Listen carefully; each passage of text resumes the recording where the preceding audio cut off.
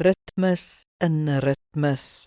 1 Timoteus 4 vers 7 en 8 sê, oefen jouself om Godvreesend te leef, want liggaamlike oefening is wel in 'n geringe mate nuttig, maar Godvreesendheid is nuttig in alle opsigte.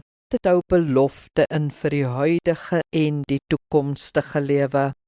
Geestelike praktyke bring ons lewe in 'n sekere ritme, om byvoorbeeld 'n daaglikse oordeenking te lees, of Sondagmiddag tyd te maak vir deegliker Bybellees, of weekliks kerk toe te gaan, of maandeliks 'n bydra te maak aan jou gemeente, of min of meer die seisoene van die Christelike jaar te volg, skep geestelike ritmes in jou lewe, eintlik ritmes in ritmes.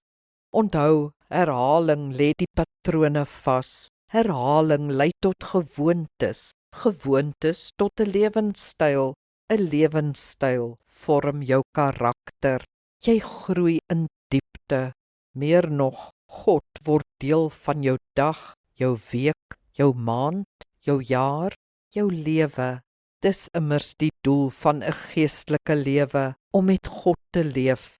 Maar om 'n doel te bereik, moet jy jou sisteme in plek hê wat dit moontlik sal maak. Dis waarvan ons op die oomblik praat.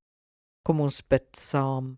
Hemelse Here, help my om my lewe op U te fokus en lei my in die praktyke wat dit moontlik sal maak.